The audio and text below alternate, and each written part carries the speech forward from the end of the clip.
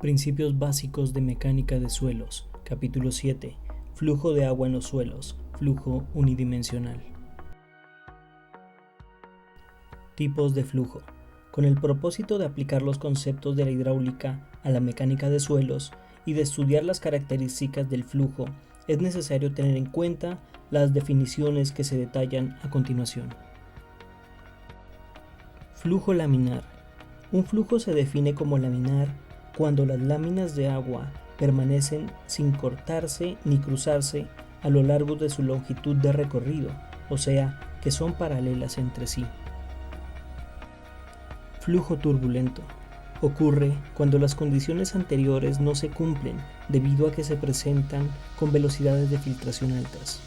Cuando el flujo es turbulento, cualquier partícula de agua se mueve en cualquier dirección respecto a otra partícula, y la velocidad de filtración no es función lineal del gradiente hidráulico. Flujo no establecido. Es un flujo variable que implica un cambio de volumen del suelo y es función del tiempo, por ejemplo, en el fenómeno de consolidación. A este flujo, en el que las condiciones iniciales varían en función del tiempo, o sea, que son diferentes a las finales, se le denomina también flujo transitorio. Flujo establecido o estacionario. Es un flujo constante y no conlleva disminución del volumen del suelo. No es función del tiempo, por ejemplo, el flujo a través de un filtro. En las arenas y las gravas, el flujo de agua es rápido y la presión intersticial es capaz de equilibrarse muy rápidamente luego de cualquier cambio en las condiciones de frontera hidráulica. O sea, que se establece un flujo estacionario casi de manera instantánea.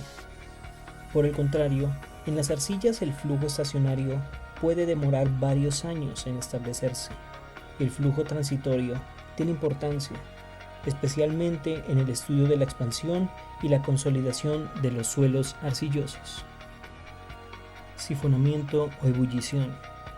El sifonamiento o ebullición es el estado en que un suelo sin cohesión pierde su resistencia debido al flujo ascensional de agua, que anula las presiones efectivas. A medida que se aumenta el gradiente hidráulico, las fuerzas de filtración se van incrementando hasta que llega el momento en que éstas alcanzan o igualan el peso del suelo sumergido.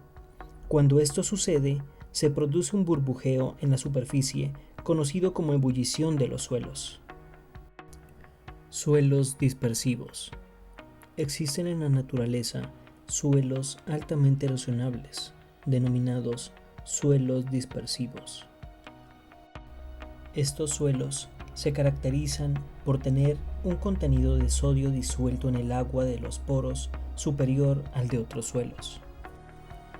Este tipo de suelos han sido los responsables de muchos daños ocurridos en estructuras de tierra y en otras obras de ingeniería, pero desafortunadamente no pueden ser reconocidos por los ensayos tradicionales de identificación comúnmente empleados en la práctica de la ingeniería civil.